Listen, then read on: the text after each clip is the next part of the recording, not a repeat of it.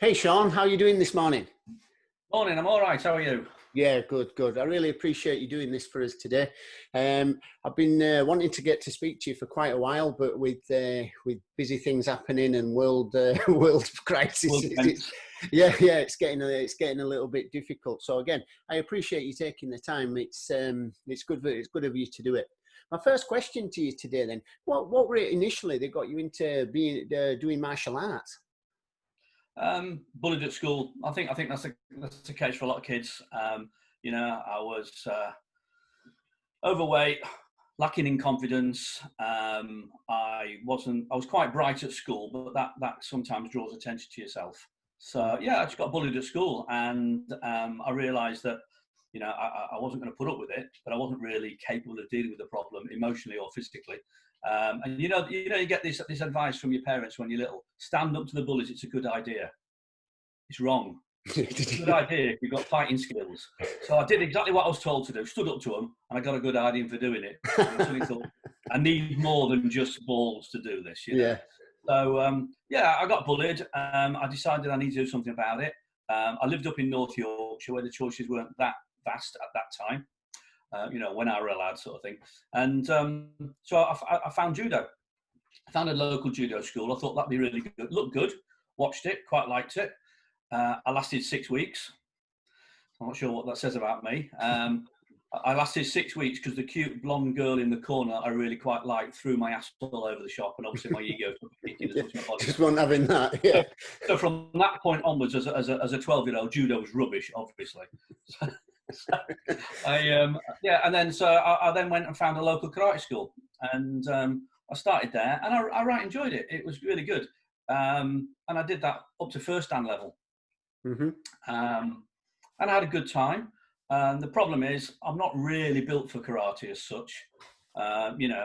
Sometimes the only way I was going to washi-geri some of the guys I was fighting was if they fell over. I could kick them in the head then. I couldn't reach them. So I wasn't supremely flexible, even though I tried and tried and tried. It's just not me. I enjoyed it. I enjoyed the discipline, but I'd got into martial arts for self-defense, and I felt it was sport-oriented, and that could be a reflection purely on the club I was at, or it could be a reflection of me at the time. But that's how it felt. So I got disillusioned with it, or it got disillusioned with me. To be fair, it was a good style, but I wasn't good in the style. I wasn't going to excel. I didn't feel. However, through the course of that training, my body had changed, my mindset had changed, the way I carried myself, my confidence levels had increased. So the bully had stopped. So, when I first got into karate, I was going to kick the snot out of the kids that were bullying me because they kind of deserved it. By the time I got good enough, I never got around to dealing with it anyway because they kind of migrated away from me and stuff. Yeah. So, and I've always carried that lesson with me, the confidence that martial art instills in you, the self-confidence, the way that your posture behaves, the way that you radiate out a different aura or whatever you want to call it, the way that you behave changes through martial art training, and that in itself can often offset some of the fears that you had. So the confidence side of it, the way that you behave, your awareness of situations so you can lead before it escalates, the way that you're more confident in actually standing your ground and verbalizing, not having to resort to violence straight away as the first resort. All those things remain with me, and that's what I kind of carry with me through to teaching today. And what age were you when you got to that first dan? Had you left school by then, or were you still at school? I was 16 going on 17. Oh, okay. And physically then, were you still a little bit overweight, or had you like Always. I don't think that'll ever change either. I'm never going to be a model. Nonsense. I've got a face for radio and a body of a god. Unfortunately, it's Buddha.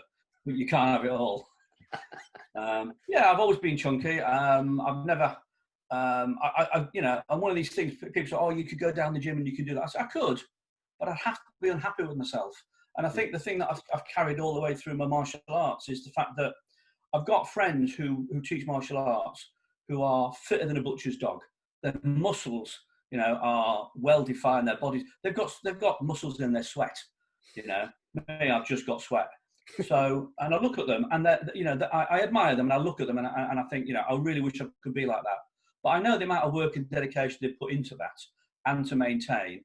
And I've got a full-time job, I've got hobbies, I've got other things in life I've got to do.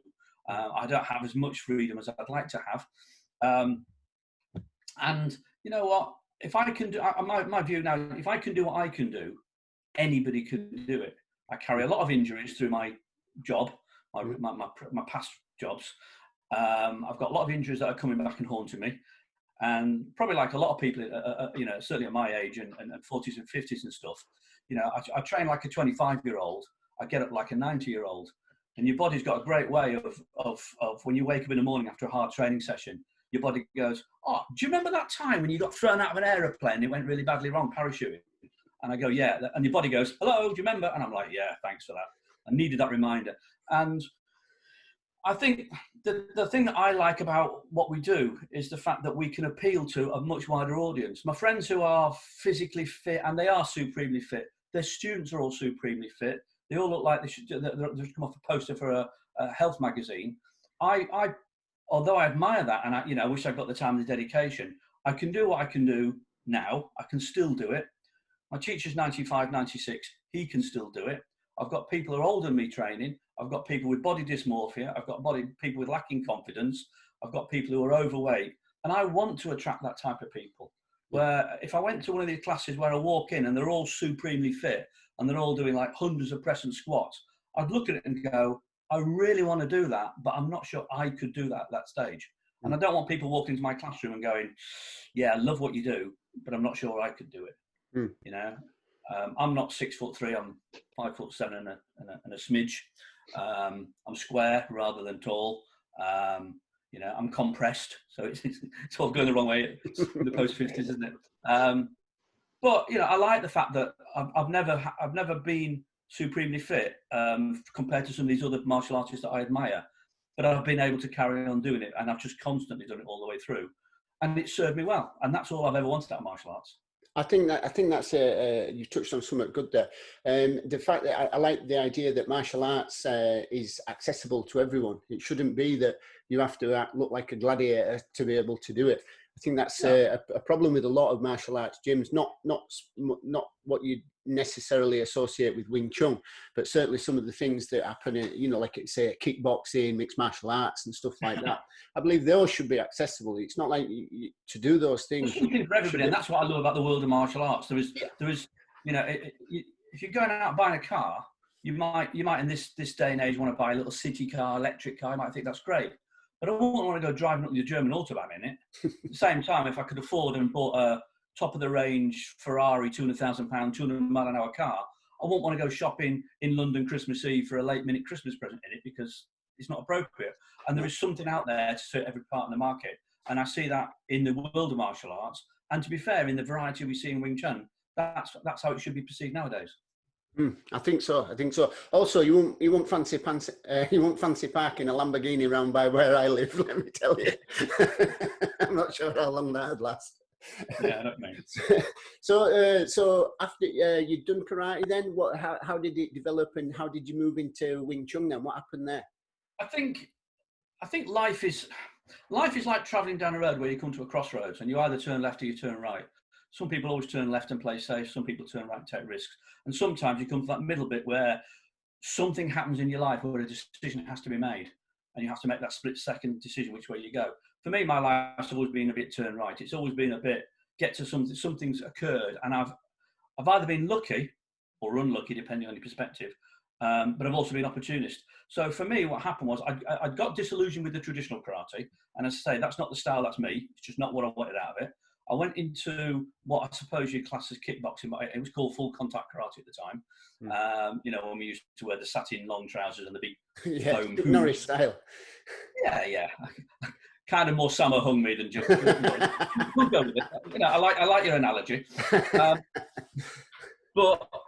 And again, I wasn't really built for it, but it felt more combative than katas, and that was just where I was in my life. So I got involved in that, and then being an idiot and being young and influential, as I say, and a little hot-headed, I kind of wasn't performing very well in a fight. Went to showboat, which is the worst thing you can ever do against a good opponent, and I went to an axe kick down on his shoulder. But because we used to wear these rubber hoofs, my hoof got stuck on the top rope. So I'm stood with one leg on the top rope, and I can't climb over a top rope. It's pretty high. And my opponent swept my supporting leg, and I completely ripped one hamstring, severed one hamstring completely there and then. I couldn't do martial art. I couldn't walk properly for 4 or 5 months. The pain was horrendous, and the injury was. I never got it sorted out either. I still carry that to this day. I still got 7th hamstring. That's another one of the ones you wake up to. Yeah, it's like people say to me, in your training regime, do you go running? And I go, well, I can't run. And they'll be like, everybody can run. I say, no, I can't run. I've got a fast leg and a slow leg. I can run in a circle really, really well. But my one leg just doesn't. As soon as I start to do anything I can probably play badminton still. I can play table tennis because it's short spurts. But as soon as it takes any length, my muscles just seize up. And I realised that through karate, as I recovered, I wasn't going to get into that. So I was kind of looking for something else anyway. And then fate intervened, if you believe in fate, or I hit the crossroads. Oh, got a break.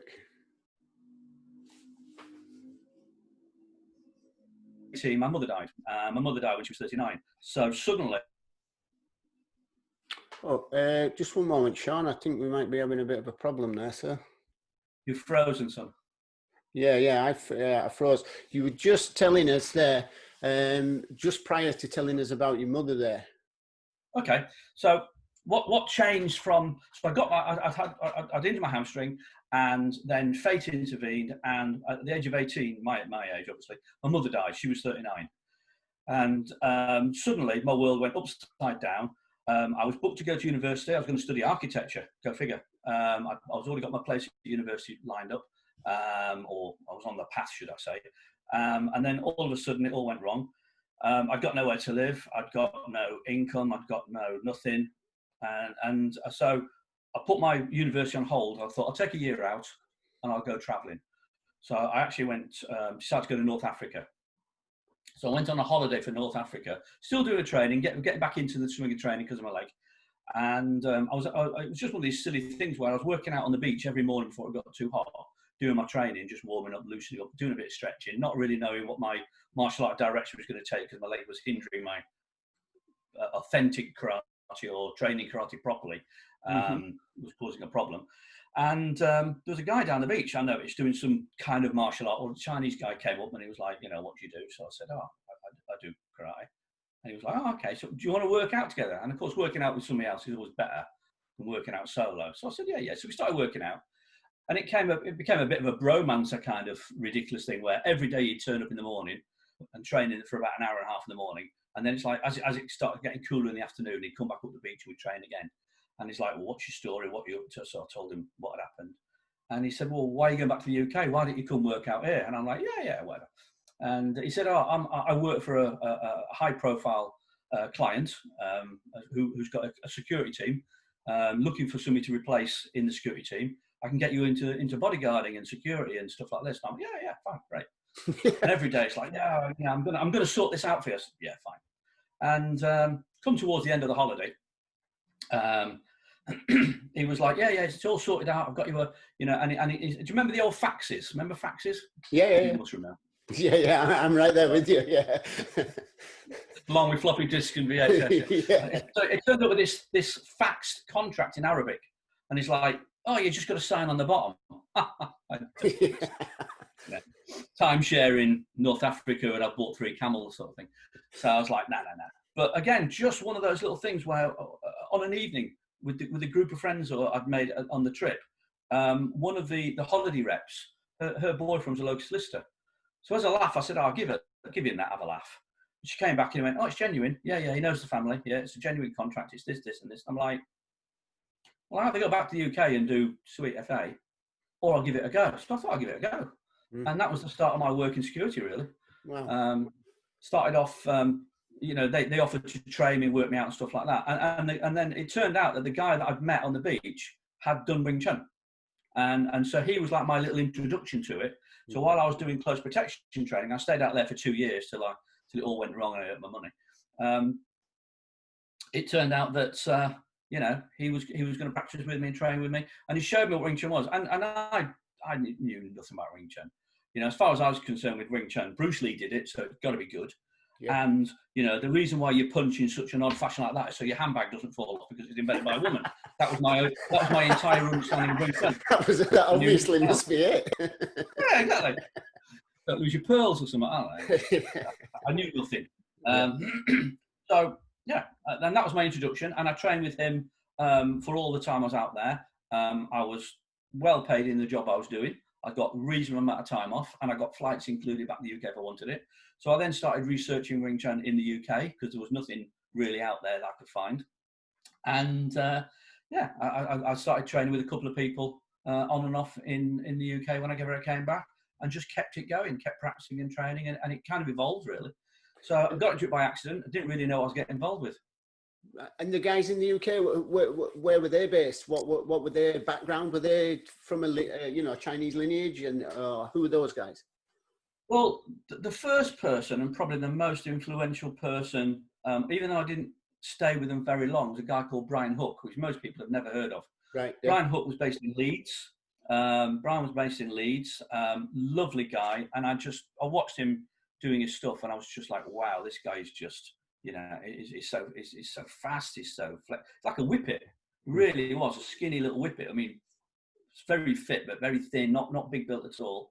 Amazing skill, fantastic persona, great person, very easygoing, very relaxed.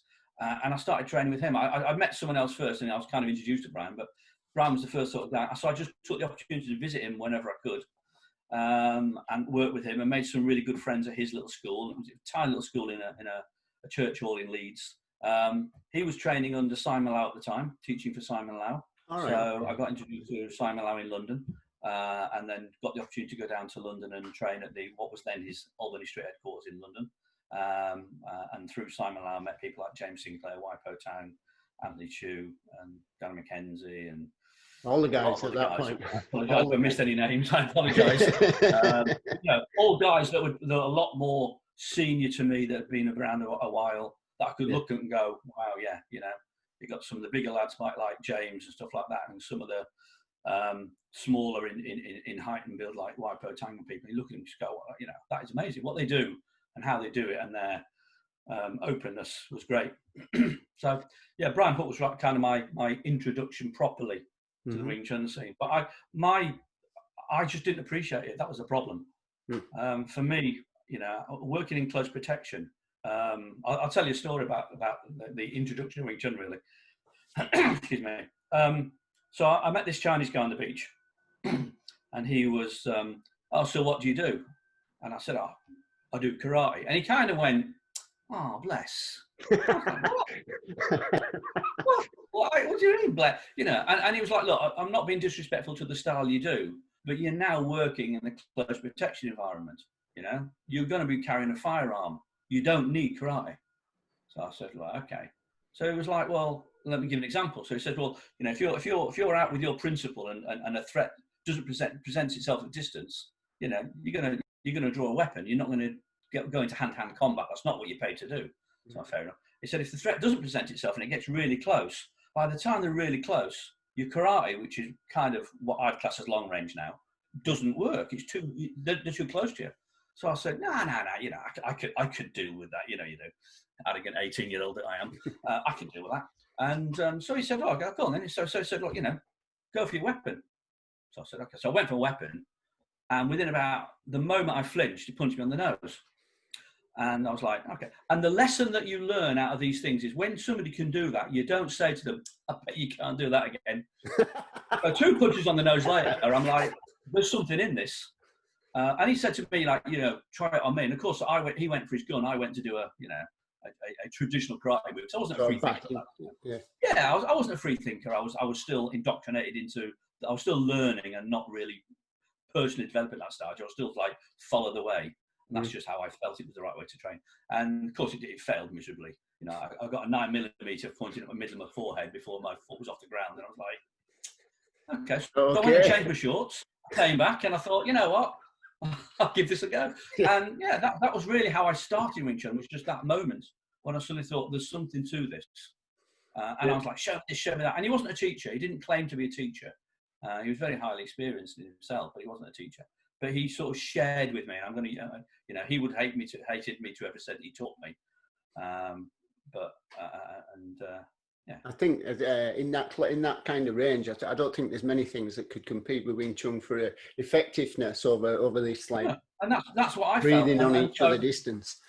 Working with firearms out there, you know, I wanted something work close quarter, and I kind of, as I developed through the close protection, from looking after properties that were empty, waiting for the principal to arrive, or driving ahead and making sure his house was safe, through to working actual one-on-one over the years, then I kind of got a greater appreciation for what a close quarter martial art can do. But I didn't want to know about forms. You know, why do I want to stand still and wave my hand in the air and all that nonsense? How's that going to stop a threat? You know, sticking hands, you can keep it. I don't even know what you're talking about. It doesn't make a difference. I wanted elbow strikes. I wanted to hurt things. So I kind of came up through the close quarter protection side of Wing Chun rather than the style. And I missed bits out left, right, and centre, and took a lot of shortcuts because I got out of what I wanted at that time. But then when I went to these schools and visited, I watched all these people training their forms, and I'm like, I don't want to do this. I want to hit things. I want to hurt things. I want to damage. I want to know when I put my thumb in the eye, do we go clockwise or anti-clockwise? I want to stop a threat. I don't want to stand there and do that. What's that all? And I just didn't get it. Even though I'd gone through the karate world of katas, so I understood what forms were. To me, there were just processes to go through to get to another step. And I didn't see the need for what I wanted. And that was my lack of understanding, my ignorance. I totally got it. And when I started training, I remember starting going down to Simon Low's gym in London when I could. And usually on a Sunday and stuff, and he'd bring a couple of guys in to do. I do a private lesson at Albany Street, and he'd bring a couple of guys in to train with me. And you know, I thought I was the dog bollocks. I did, and then I got handed them on a plate by these guys, and I was like, well, you know, they're not training fighting anywhere near as much as I've trained fighting, but their skill and their energy and their structures. And so I suddenly started realizing that because they did their forms, their shapes had been refined and polished and positioned, and their muscle memory was so good that they did things automatically that I hadn't anticipated could happen. Because I was thinking, well, if you want to fight, you train to fight. But I forgot that you know, you've got to have a foundation, you've got to have a structure, you've got to have something to build on. And I had nothing to build on. So I'd end up getting knocked on the floor, or I'd end up falling over because my stance wasn't good enough, or I'd end up leaning forward to try and put my technique in against somebody who was well rooted, and I was like, there's something in this. And it kind of that's so luckily for me, rather than being somebody saying you've got to train forms and me going, I don't think so, I kind of appreciated it myself. I got a newfound interest in it, and that so then I started at the beginning. So for me, you know, I class myself as starting Wing Chun 3 or 4 times easily.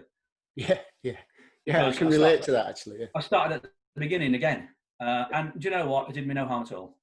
No, I can understand that. How long had you been doing Wing Chun at that point before you re-examined the forms? So I'm just like now, I don't know, something like 15 odd years into Wing Chun, and I'm getting more out of my forms now than I ever have in the past. I totally agree.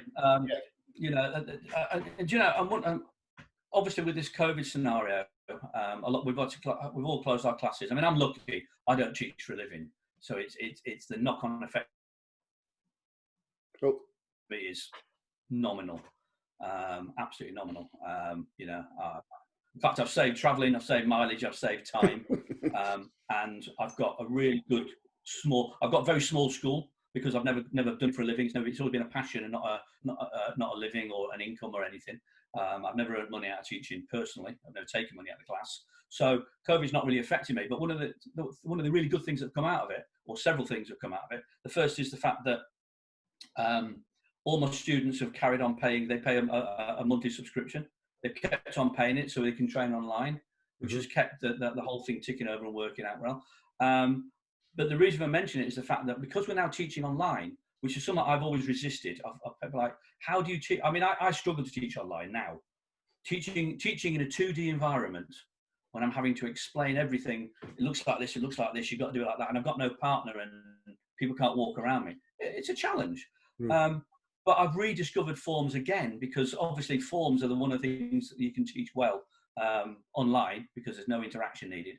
And so we've revisited forms in a greater depth probably than I have done for a while. And I still find more in there. Yeah, that's That's massive. One of the other things that I did is that when I started going out to Hong Kong training many moons ago, I always videoed as much as I could when I can get someone to hold the camera for me, my training, or when I started taking students to Hong Kong with me, I then started videoing their training, and I've never watched any of them. And it was only about a couple of years ago I started putting a few on YouTube channel just people to experience what Hong Kong was like then as opposed to now. But I've also, as part of my online lesson, I've dug out some old footage of me doing Sinim Tao, or some of my students being taught Sinim Tao by my teacher, and just sitting watching the video, I've picked up stuff that I kind of, oh God, yeah, I remember that comment. Oh, that was a really good thing. Little tips that have come back out of the videos that I'd forgotten. Yeah, you know, my brain's so getting much old, happening. I forget stuff. So I'm relearning even today, which I think is great. I love that, because that's what as a Wing Chun practitioner, I'm the most selfish person you're ever going to meet, because I'm doing Wing Chun for me. Yeah, I'm not teaching because I'm a good person. I'm not teaching because I want to teach. I'm teaching because, as you well know, when you learn something for the first time, you get a lot of it.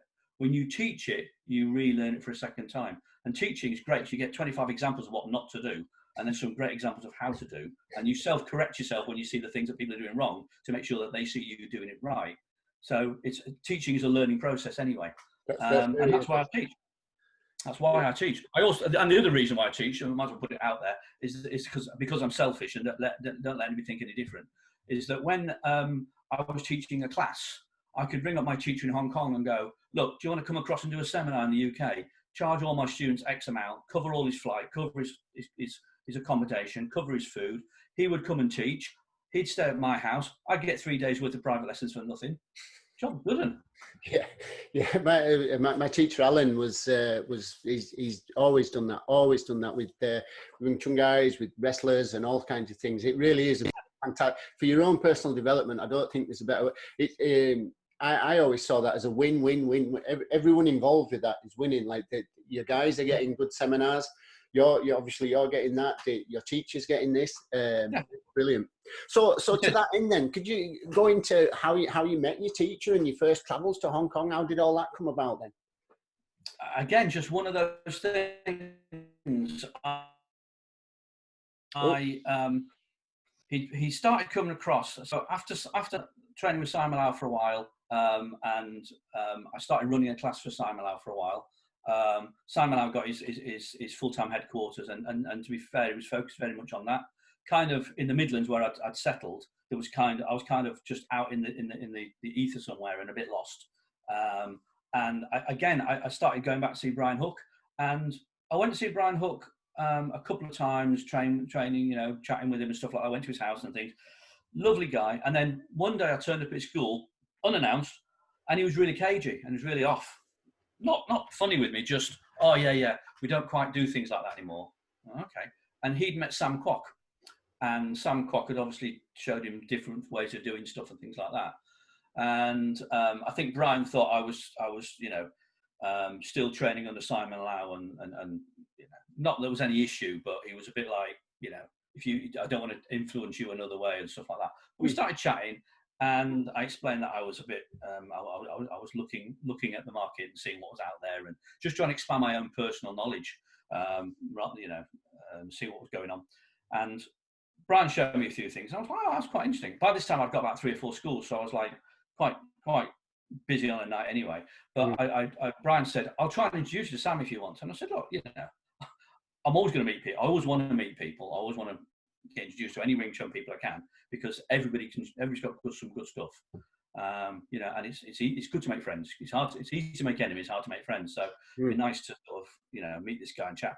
And so Brian organised it. So I went up and saw Sam Kwok, and we got on well. We chatted and we got on well, did some stuff together, and it was really good. And he decided to bring Yip Chun across in 1984, 85, something like that. And it was through him that I met Yip Chun. I'd seen Yip Chun once before, because he did the opening of Simon Lau's gym back in 1981, something like that. But I just literally, I knew of him at that point. Yeah. So I met Sifu Yip Chun, and we got on really well. And I was fascinated how this. I mean, he was probably 60 something at that point, how this tiny little frail old guy could do anything. You know, people talk about, oh, well, he's the son of your man.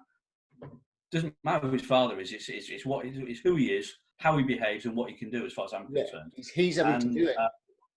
Sorry.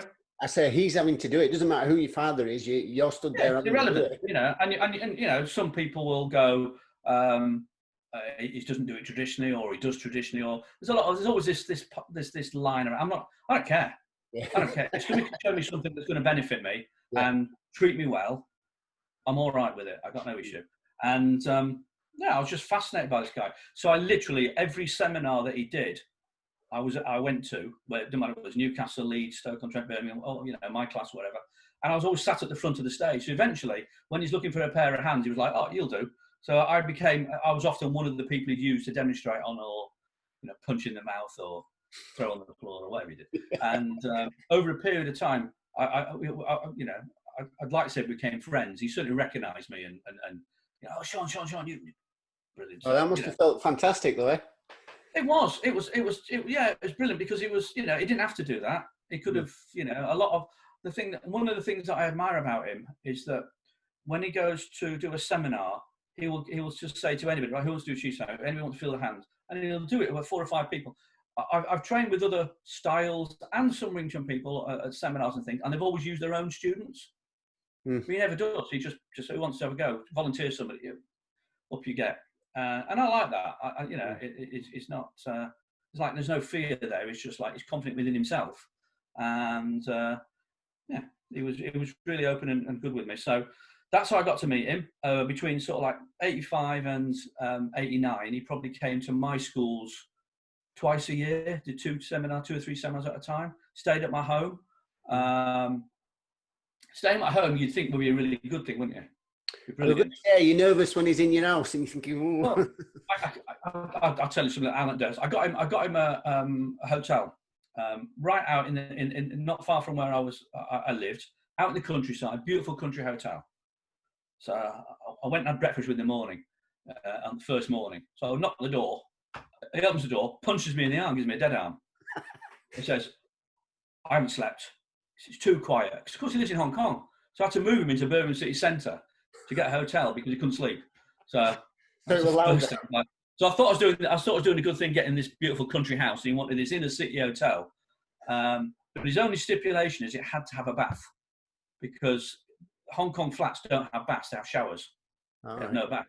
So I said to him, "Oh, you didn't come and stay at my house." Okay. Never invite somebody to stay in your house when you need a wee and they're in the bath for 3.5 hours.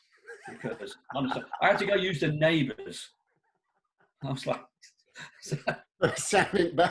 he's just seeing my hairnet on and stuff. Bubbles. Absolutely brilliant. I was like, "Oh, man, I'm not going to be neighbours. Can I use your toilets?" Can't understand it. But no, and we got on really well, and we got on not just on a martial art level, but we'd go out for walks, and we'd have these stupid conversations where his English wasn't very good. My Chinese is even worse. You know, it's bad now. I can get my face slapped in 3 dialects of Chinese, but I can't order a meal properly. You know, you learn from friends when you're out there, don't you? And they teach you all the wrong things. Yeah. So I can get my face slapped in Cantonese, Hakka, and Mandarin, but I can't ask where a bus stop is or anything yet. So I can order food, so it's all good. But yeah, we have all this conversation. We built up this really good friendship, I'd like to call it. I can't speak for him. And then in '89,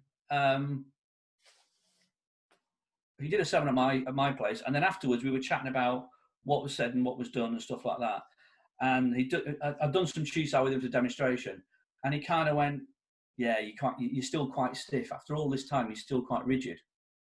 I was like, "Right." He said, "You need to relax." And he went through trying to explain, and this is all through a Chinese student translator of mine, obviously, so it all gets a bit lost sometimes. But basically, the bottom line was that, you know, if you want to progress, you kind of think you might want to think about coming out to Hong Kong. And that was as informal as it was. I took that as a personal invite, obviously. I'm like, "That's fantastic." Guess what? He's asked for me. You know?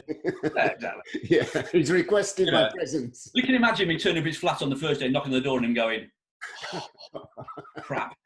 Oh no, he came. But you know, so May '89, got on a plane. I was very lucky. I'd got a friend who'd got a flat out there, who'd got a spare room, and just said, you know what, stay as long as you like. So Wow. I was between contract working at the time, so I thought, why not? So I went out there and did 6.5 weeks the first time. Went out twice a year, every year for the first 5 years or 4 or 5 years. And yeah, trained 9 hours a day and just absorbed it like a sponge.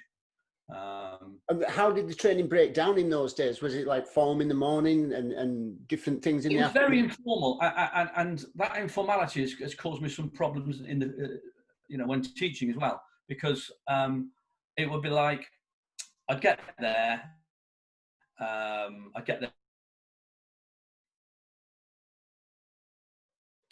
Oh, we've frozen up again.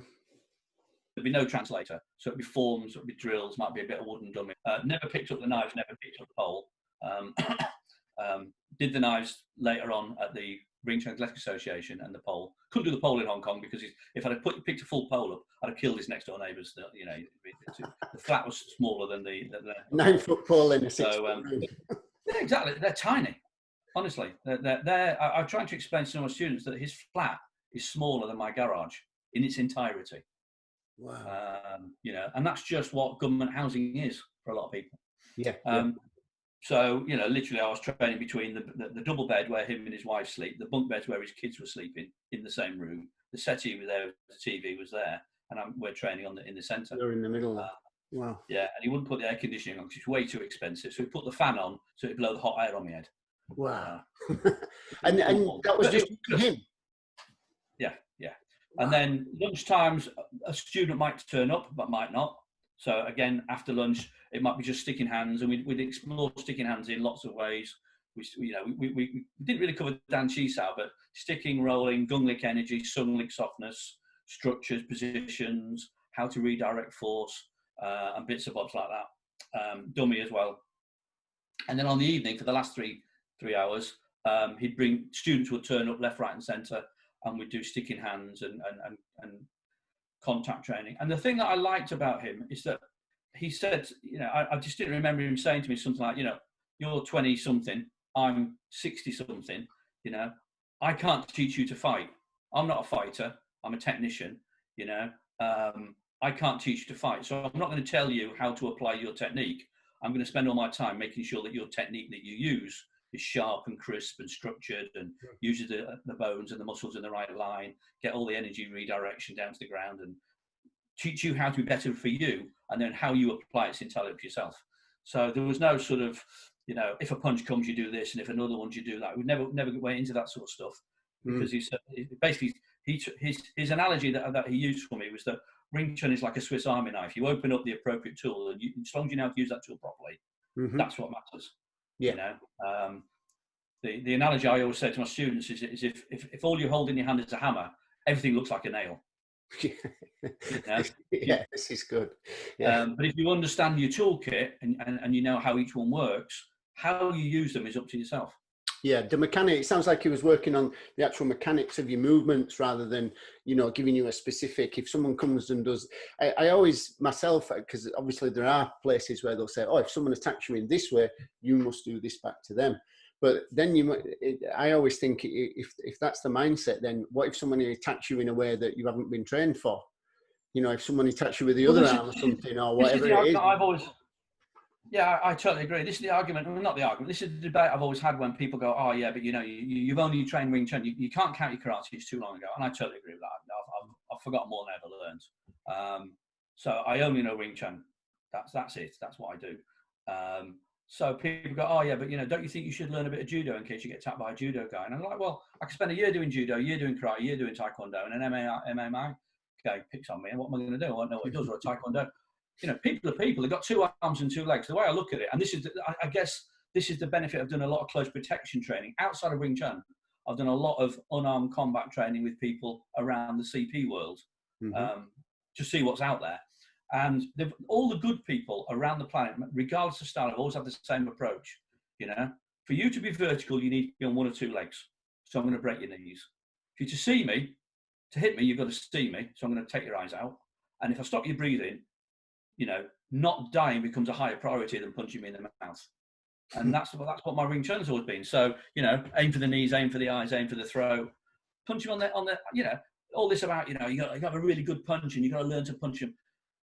I've seen people on a Friday, Saturday night get into a fight. They've hit somebody and the bugger smiled at them. And you're like, that's not going to work, is it? No. You know, no. Power drinkers, people that sort of go out Friday, Saturday night, dance until 11 o'clock and doing that at the bar and then put the beer down and go, right, who's first? And they do it every Friday, Saturday night. I can't take that kind of person on. No. I'm not big. Yeah, I think this is the difference between like a reality, what I'd call a reality-based martial art versus something to do with the sport. But you know, it doesn't really matter if someone prefers the sport or a reality-based thing. You know, whatever people like doing, it's kind of up to them. But like you said, the idea that I've got to move, I've got to wait, maybe, you know, move away from your shots and do this, that, and other.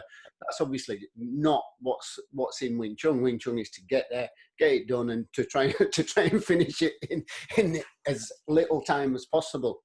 I think Wing Chun is such an adaptive art that you can adapt it to suit anything. You know, if you want to take Wing Chun into sport, Wing Chun can work in sport. I think the thing that I don't do that. No, but because I'm not interested in it.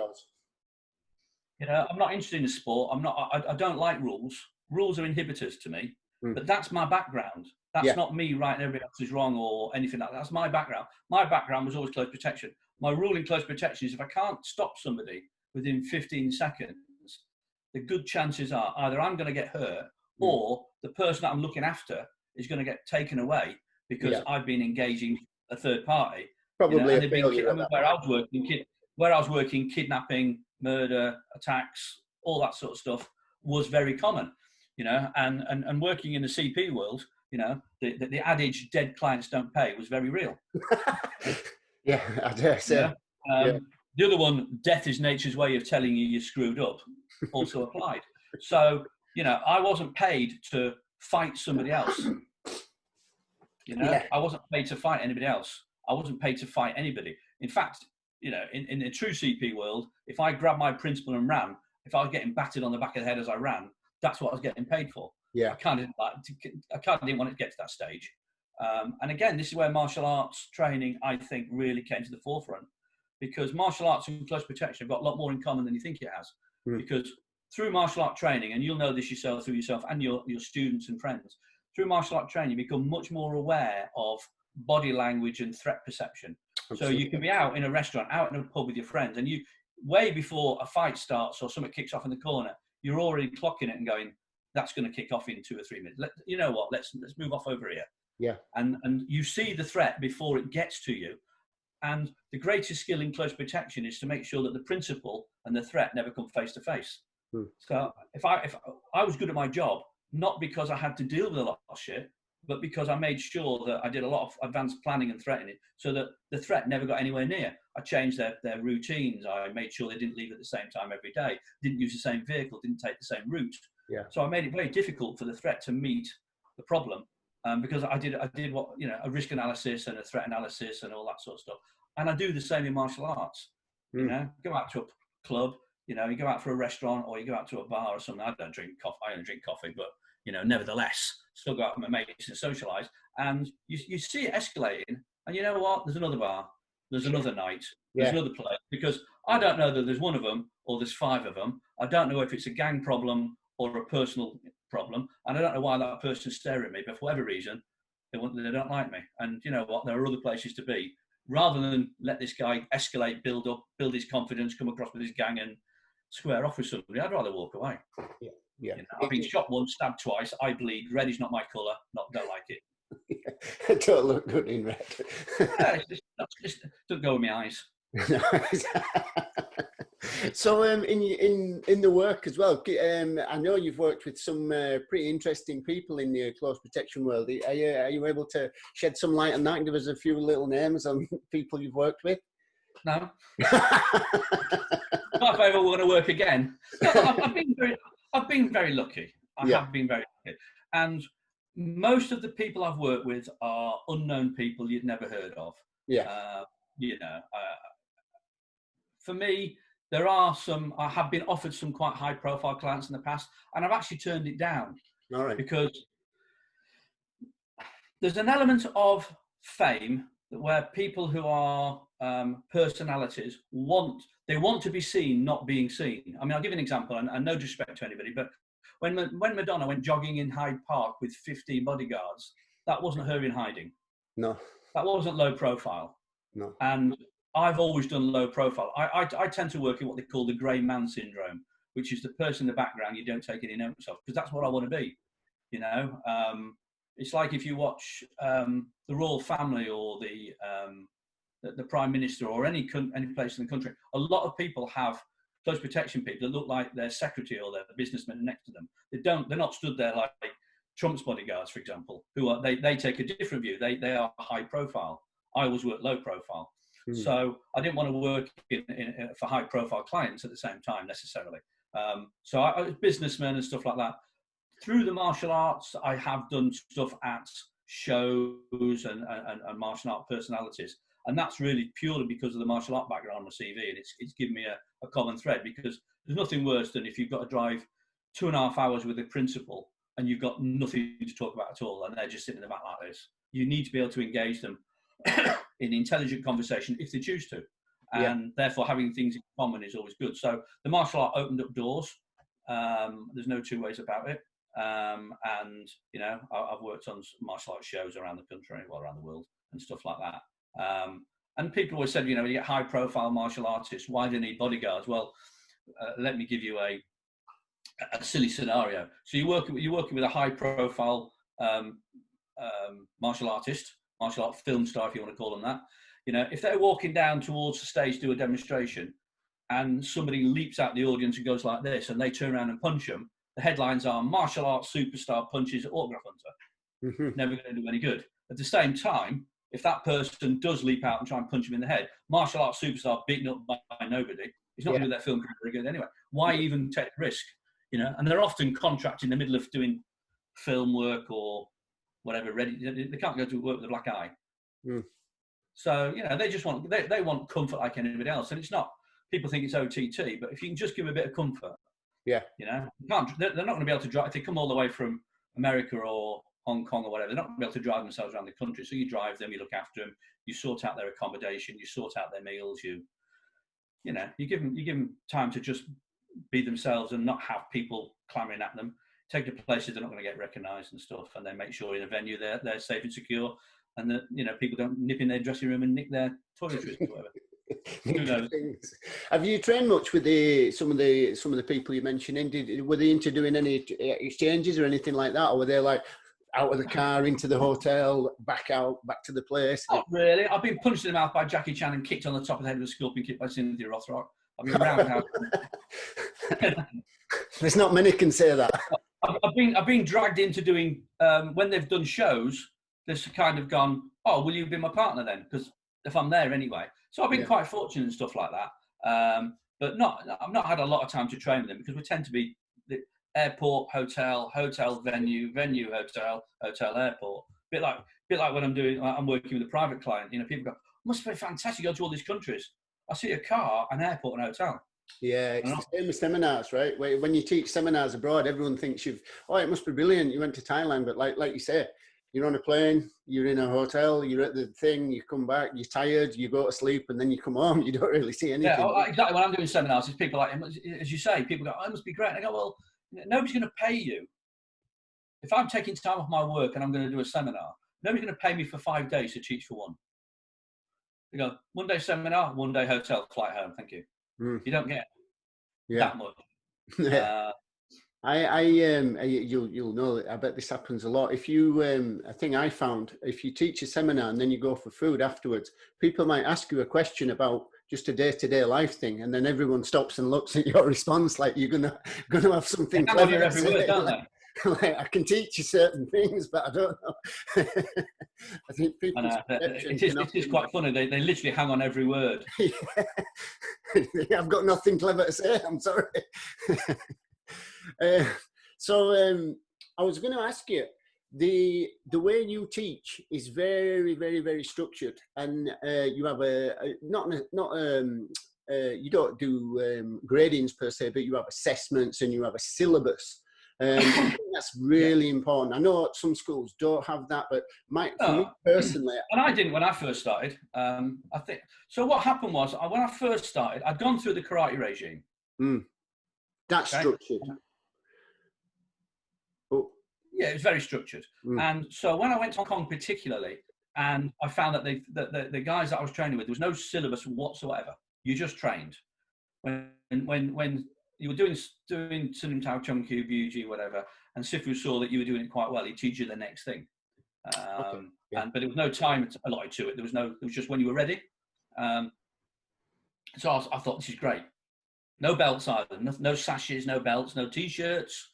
Just, people would turn up in a suit, take the jacket off, take the tie off, train until their, mobile phone went off to go back to work, and off they'd go, sort of thing. Very, very relaxed. And I loved that. I did. It worked really well for me. Came back to the UK, took up the same stance, did exactly the same, and it worked really well for about 6 months. But all the people that had come to train with me had come from other martial art backgrounds, and I was starting getting well, how do we know what's next?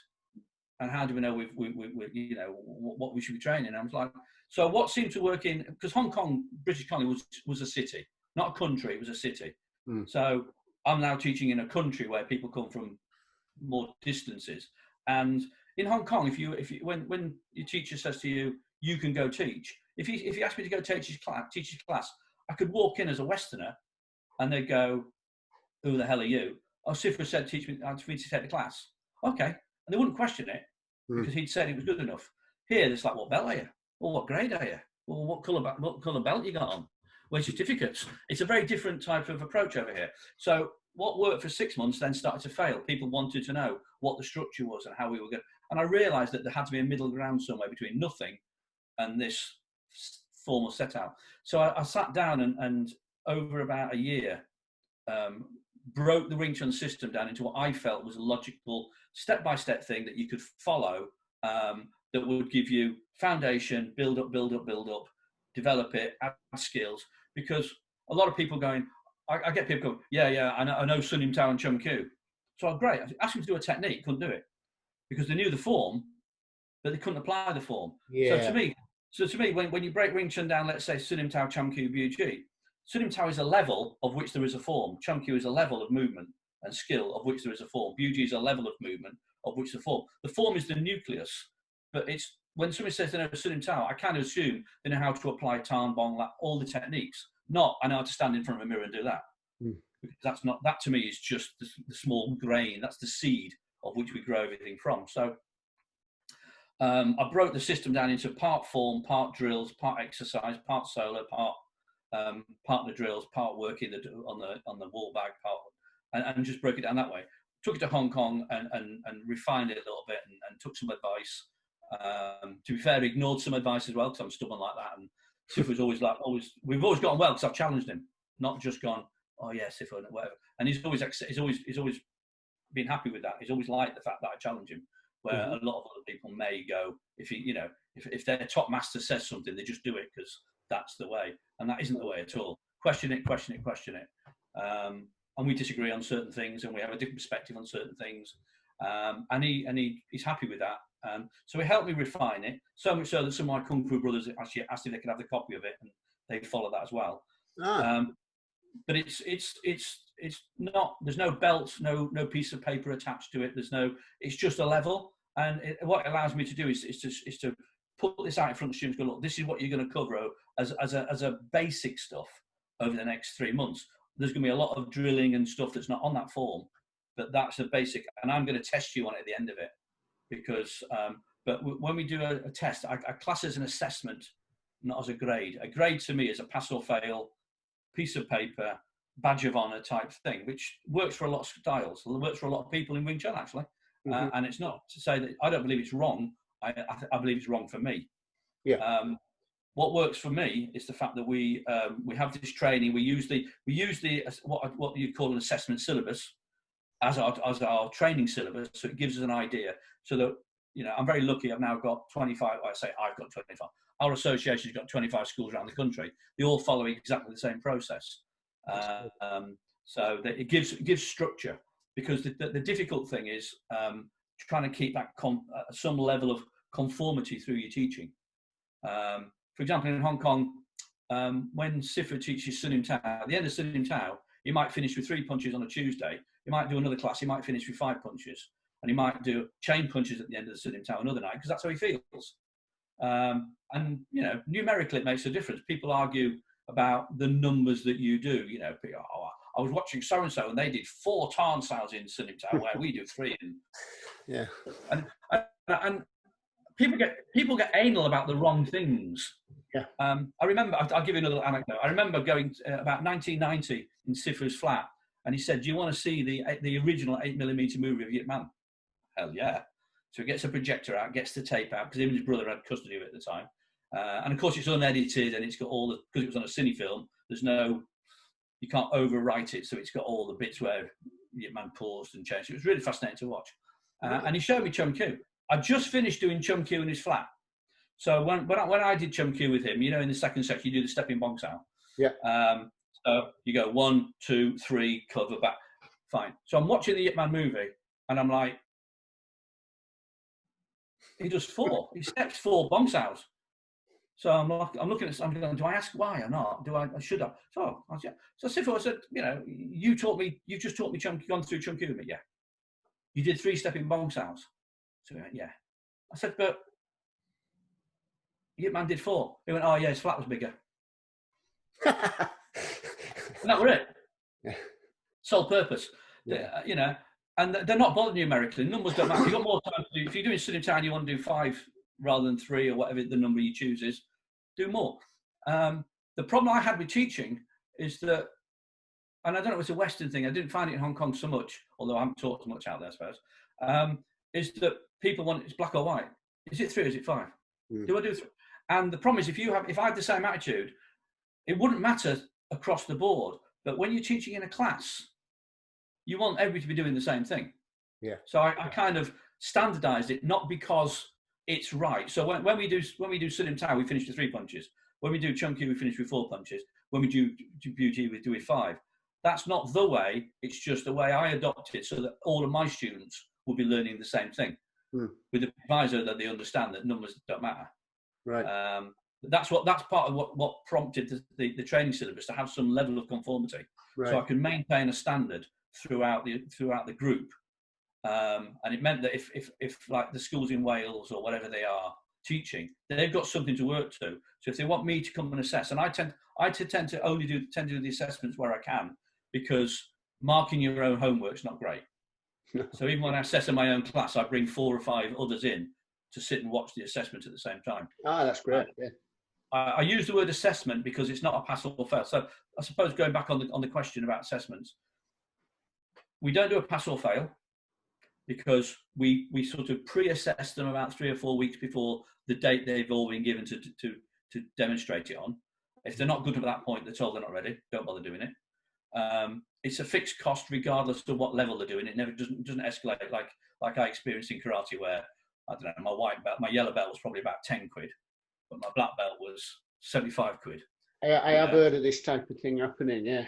And, you know, I mean, I don't own a hall, but I rent a hall. And I know that the rent for that piece of floor over there where the beginner stood is not cheaper than the rent where the black belt stood or the instructor stood, or vice versa. You know, I don't get why it gets more expensive.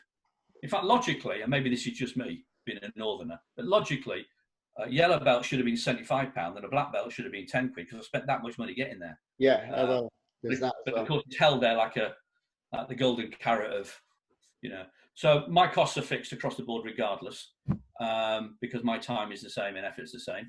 And the idea of the assessment is that I want them to demonstrate it, but what I do is I keep a diary on all my students. So as they're training towards it, I keep a daily diary on their progression, what they've done well, what they've not done well. And then I compare their training in the classroom when they're very relaxed, and I've watched them with their partner at a distance doing the same moves, to how they perform in front of me with a piece of paper with their name and a pen in my hand, and they're under some level of pressure. And what you notice is that their quality degrades because they're nervous and they're under direct observation. And the whole purpose of assessments is it gives me a relaxed performance versus a stressed performance, and then between that individual and myself, we can work out how we're going to close that gap moving forward. And that's really the point. Brilliant. So it's all about feedback. Yeah, the level of attention you're giving to every student there is very, very high then. You know, to have a written record about their progress is, I don't think there's, like, if you went to, I'm going to say Taekwondo just for the sake of it. It's not that detailed. If you you know, if you pick up a notebook and you see the word crap, it's not really a high level detail. But that stands for could repeat after practice, just so you know. No, I think, but I think I haven't got a lot of students. I've got a small number. I know them all well. Mm-hmm. You know, I may not literally train physically with every single one every time, but I know them all. I watch them all. I know their strengths and weaknesses. I know their personalities. I've got people who've got injuries that no matter how much I try and say to them, this is how you should do this technique perfectly, they're never going to achieve that because of a knee injury or back injury or age or whatever.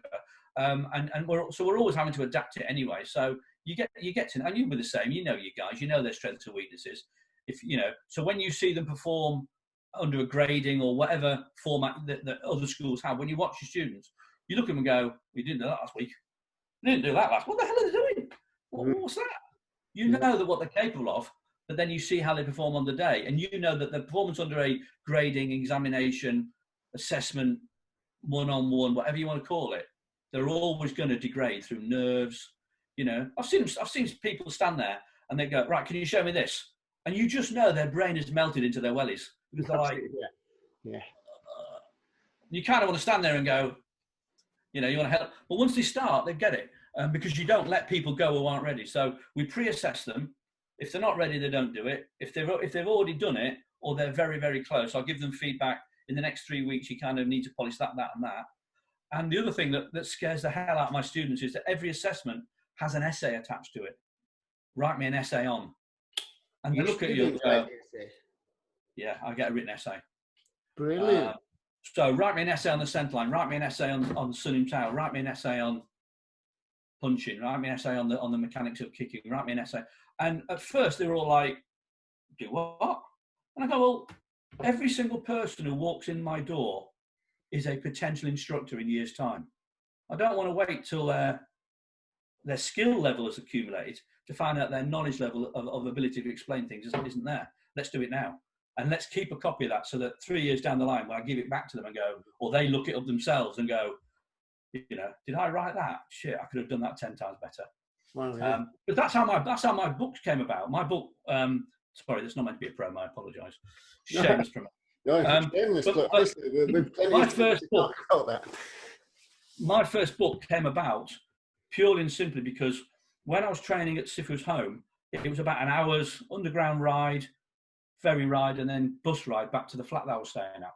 So my learning style is to make lots of little drawing pictures, stickman pictures, and write notes. That's how I learn. I can't just watch and remember. I have to write it down. Mm-hmm. Having written it down, I tend not to have to read it again academically. But I used to write lots of drawings and lots of diagrams.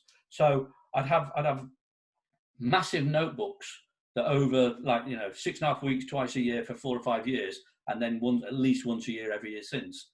I've had massive notebooks, and because Sifu's training was always random, you could turn up on the morning and we're like, today we're going to do BUG. Okay, we'll do a bit of BUG. We'd go into a lot of detail. Tomorrow morning it'd be Sun Im Tao. Okay, so my notebook was very sporadic with notes all over the place. So after about 7 years, I decided to get a knife and cut all the pages out, photocopy them so I've got both sides, put them in a Sun Im Tao, Chum Q, BUG, wooden dummy, knife type order, and then rewrote them a little bit more with more clarity.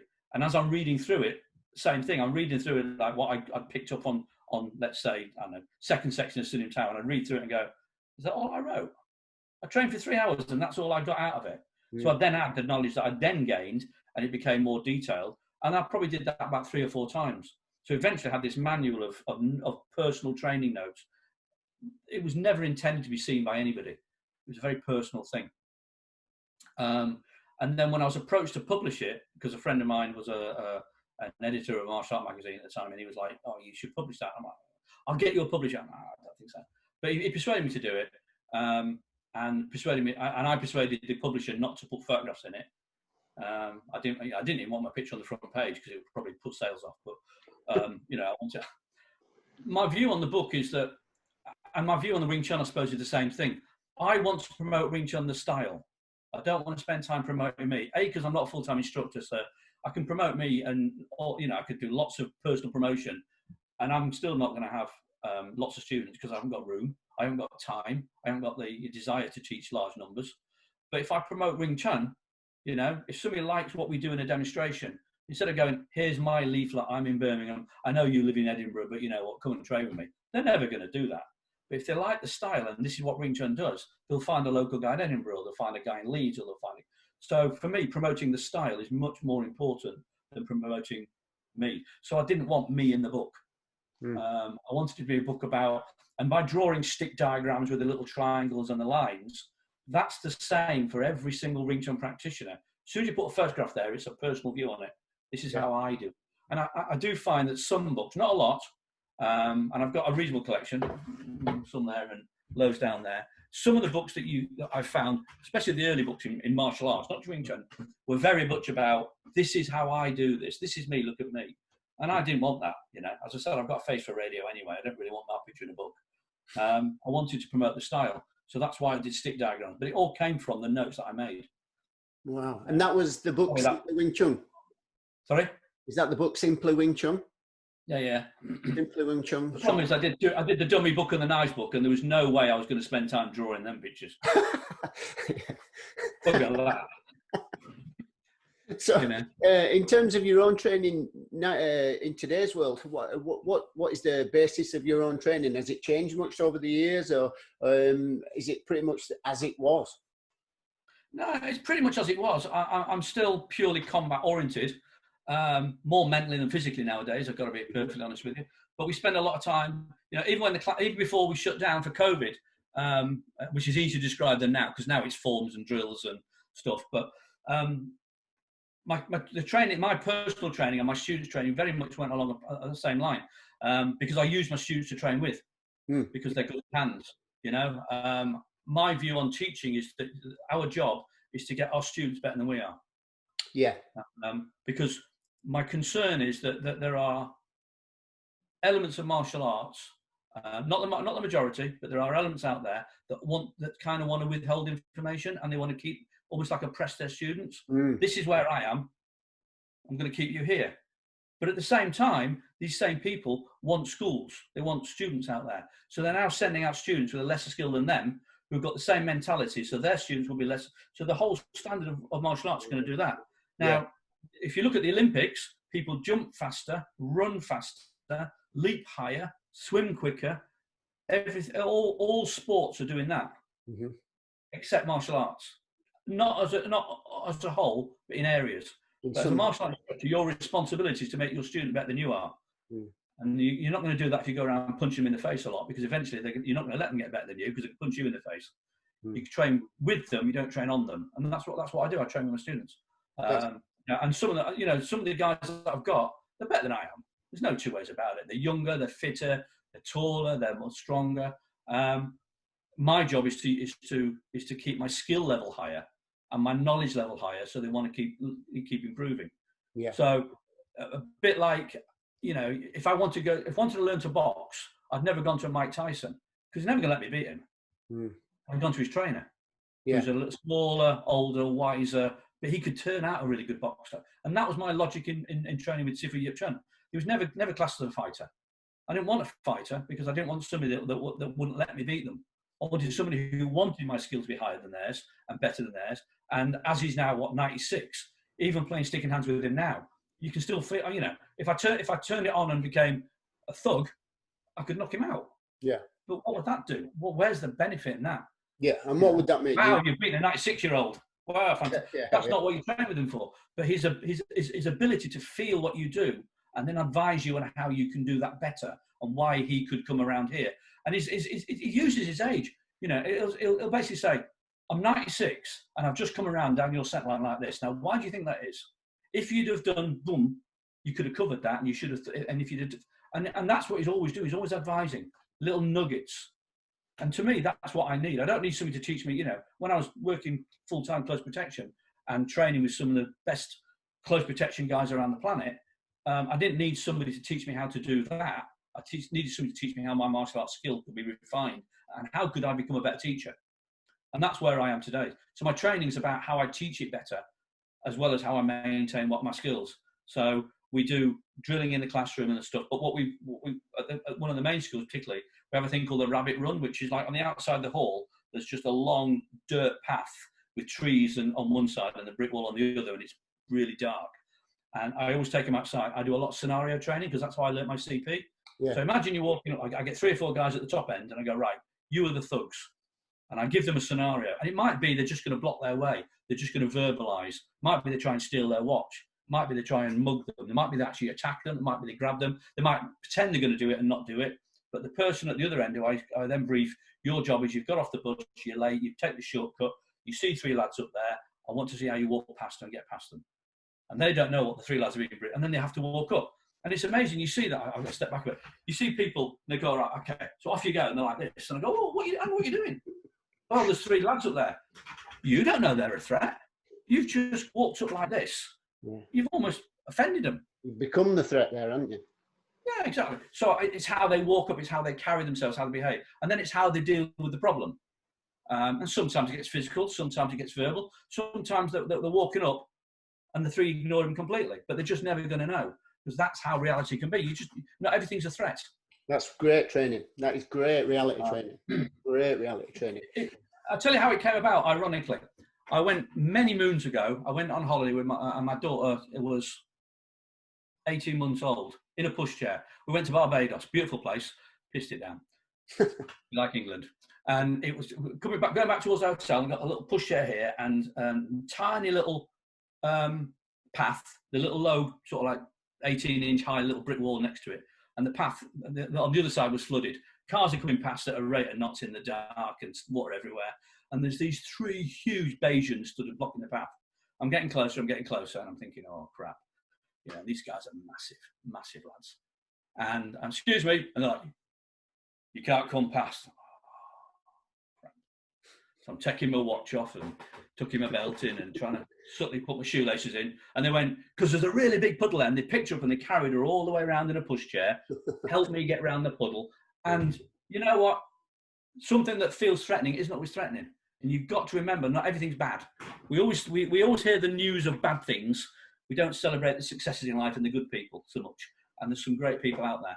And I don't want people walk up an alley thinking because there's 3 big people at the top, it's a threat.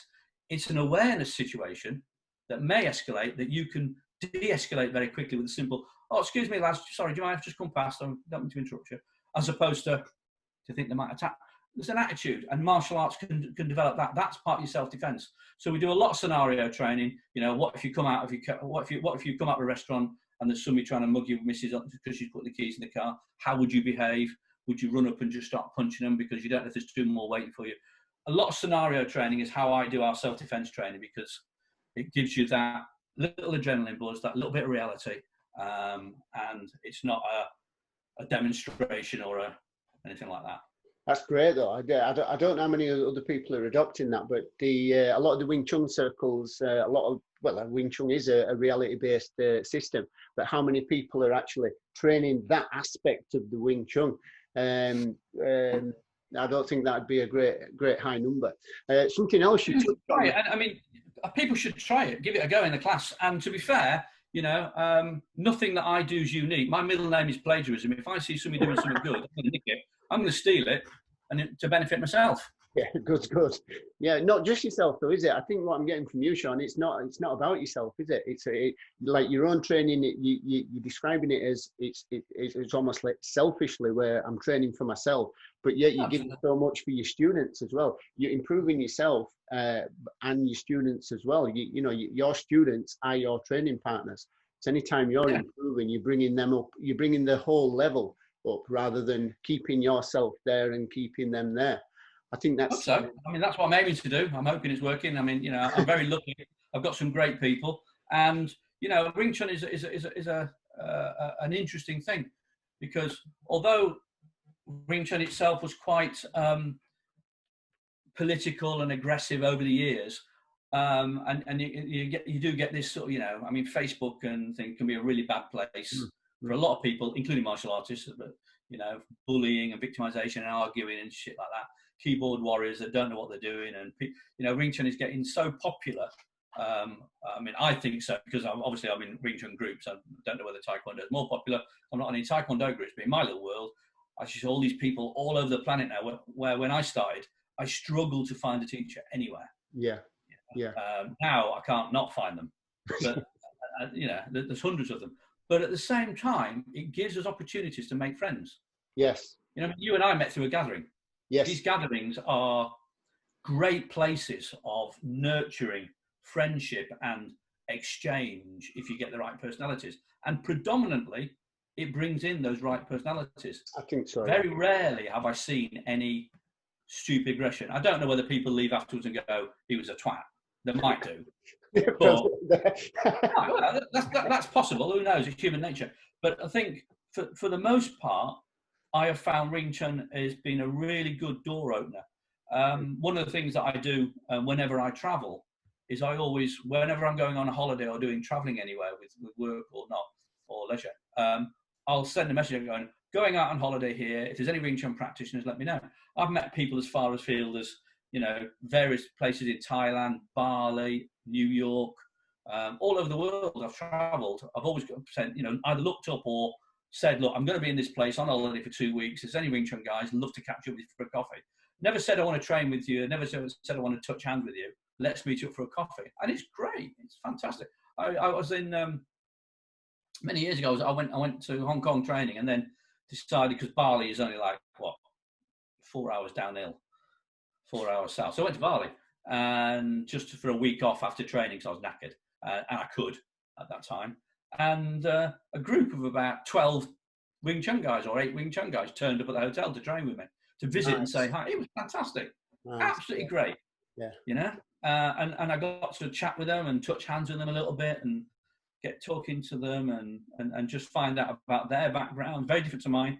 Mm-hmm. The way they did things was very different to mine. And it was a really good experience. And even now we still chat on Facebook occasionally and stuff. And I like that about Wing Chun.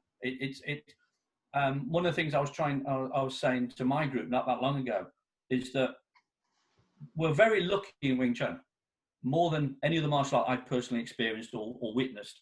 Because if you think about common international things, you could argue football is an international language of its own. Mm-hmm. Maths and physics are certainly international languages. I think Chiso is, because I don't have to speak the language to go to Hong Kong and go, can we do that?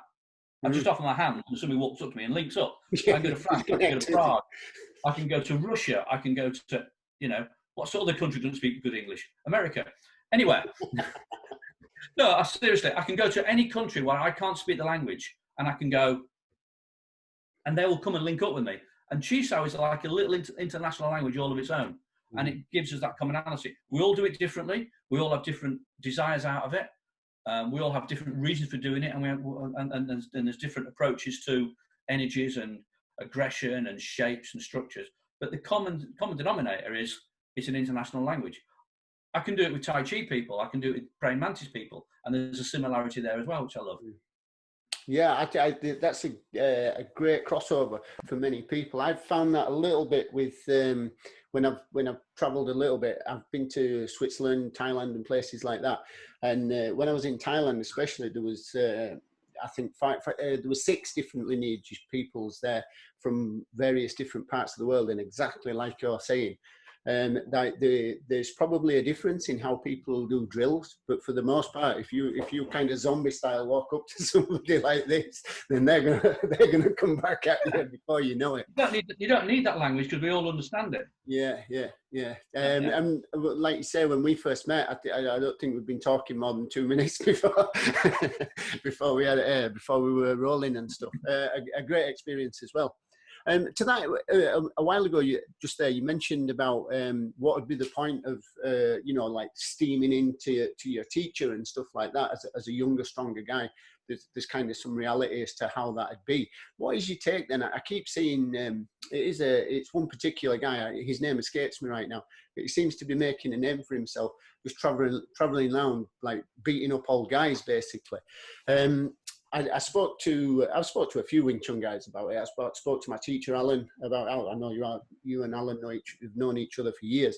I spoke to him about it, and he was saying, you know, what kind of guy is going to go beat an old guy up? And then he was saying, what about should that old guy be in that place? So, you know, why is he putting? I get the question. I think it's a good question as well. I think there are martial art instructors out there that proclaim master, grandmaster, etc., etc. They put themselves out there on this hierarchy of, you know, this, look at me, look how good I am, and they are putting themselves out to open for testing and criticism. Because if you put yourself on a pedestal, somebody's going to knock you down, justifiably or unjustifiably.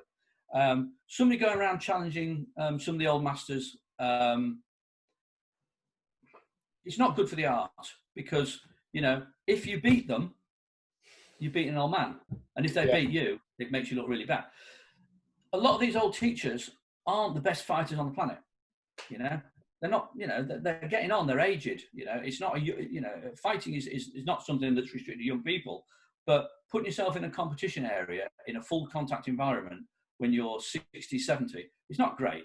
It's not a great idea for anybody, and that's not why a lot of people are teaching. You know, I am sure that when I am teaching, I'm hoping I'm going.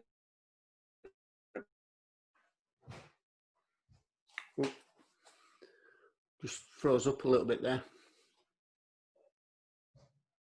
Oh,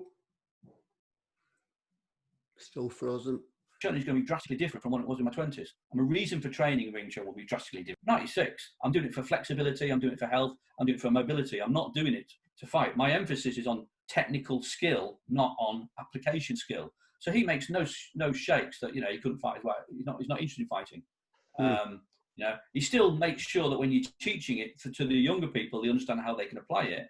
But he's not looking to apply it like that. Why would he? You know, he attributes his health to the fact that he goes walking from Shatin to Saigon every Thursday with his friends without fail. To which I went walking with him once and couldn't keep up with him. Look, a little man. It's like I said to him once, you know, about training on a Thursday, because Thursday's his day off, if you like. Should we go training on Thursday? He said, if you want to come walking from Shatin to Saigon, then we'll train. By the time I got there, I couldn't breathe. You know, it's like a little mountain goat. So that keeps him fit. But mostly it's because he teaches every single day. He practices every single day. You go to his gym now, probably an hour of the 2-hour session is sitting down reading his paper, watching. Because at 96, his eyesight's bad, his hearing's bad. But then when he gets up, it's like it's like rejuvenated. He just can't do it for as long. So these older guys, they shouldn't be challenged by some young guy, some whatever he is, fighter, to find out whether he's better than they are. But at the same time, they should accept that they're not the person they used to be. And this comes back to me training like a 25-year-old and getting up like a 90-year-old. I also have to remember, I'm not the person I used to be. You know, my recovery is slower. You know, injuries that didn't affect me now remind me that they're here, and they wave at me in the mirror in the mornings and go, "Do you remember when you did that?" All that stuff. And we do age. We don't heal as quickly. Our joints and tendons aren't as flexible as they used to be. Our muscle definition, our muscle usage is different. You know, and there are exceptions. There are some people that are in their 70s and 80s that are running marathons and lifting weights and doing bodybuilding but they're not the norm. The norm is you age, and you can't fight that. You know, you have to work with it, not against it. So these old people, if they're going around claiming that they are still great fighters and fantastic, then they are putting themselves out there for challenge. I wouldn't challenge them because I just kind of go, yeah, whatever. It's like you see these people with no-touch martial arts where they go, you know, well, I can move you back without touching you. How many of us have just gone and go, oh, I want to go punch you in the mouth? I really do. You know. That must be, I always think that must be some breath you've got there if you're going to move me back. Well, I remember going to a Qigong practitioner. This guy, he was like, oh, you know, I can put my hand here and I can go like that. And his students were falling over all the time and wobbling. And he came up to me and he was doing this. And nothing happened. He went, oh, it's because you're not susceptible. I thought it worked. Don't give me that. You know, and it's just like, because I didn't react, it was my fault. Yeah, yeah.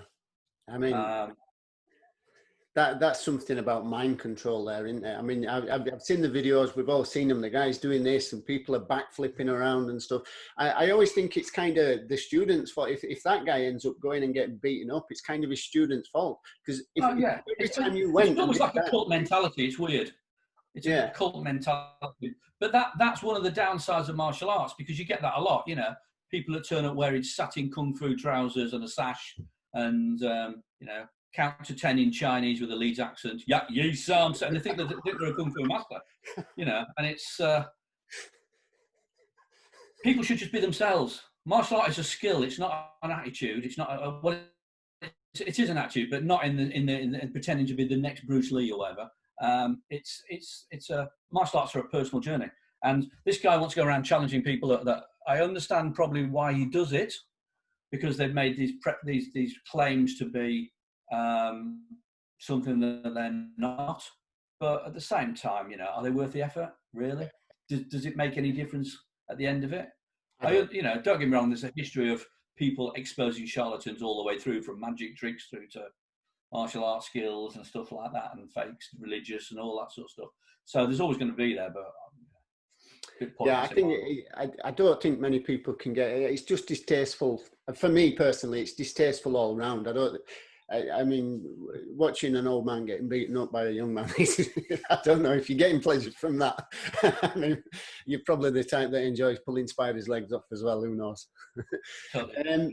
So, Shaun, is there anything you'd want to leave us with? Is there anything you'd like to promote? Anything you'd like to say to people before we sign off? I don't want to take too much more of your time. No, I think the only thing I would like to say is the fact that Wing Chun is a beautiful art. It has many facets. There are many ways of doing the same thing. This right and wrong, my ways, original, traditional, whatever, I don't agree with. I think for me, I would just like to see more people training Wing Chun with their local instructor, supporting their local instructor, sharing the art, and just let's preserve what is, you know, a fantastic skill. I'm not interested in history. You know, it doesn't make any difference whether it came from a Shaolin temple, from a nun, from some warriors on a boat. It doesn't make any difference to us whatsoever. Doesn't matter whether you teach it for sport or whether you teach it for combat. Just acknowledge what you do what you do well, be honest, and, you know, give value for money and be honest with people. And if we do that, it'll be around for a long time. I think so, yeah. That was something that struck me about the first time I went to one of your seminars was obviously many years ago. There was it predated. I was there, so it predated the gatherings that we're having now. I think it was John Brewster that may have organised it. Actually, I think they were in Leicester at yeah, you're right. Kai's place. Were it Kai? Can't remember his name now. Big guy. What one? That was it, Quat one. Not Kai, Quat. Yeah, you were there. There was Alan. There was a lot of guys coaching that day. I really enjoyed your style. And again, that honesty, that simplicity and that honesty came across really well. So years later, when as I'd done more training, it was really great to, you know, to kind of meet and develop a little bit of a relationship with you like this. I think that in terms of exponents with Wing Chun, you are a great example of sticking to what you do. This is what I'm doing. This is where I've learned. I really enjoy that. I think there's a lot of people that are like putting themselves to be something they're not, or they're saying it's this when it could be that. When you're never doing that, it's always very direct and always very simple. I think you're respected a lot for that. I think a lot of people place emphasis on their lineage, and although I think lineage has a place, and it's nice that you can claim to have a good, strong lineage.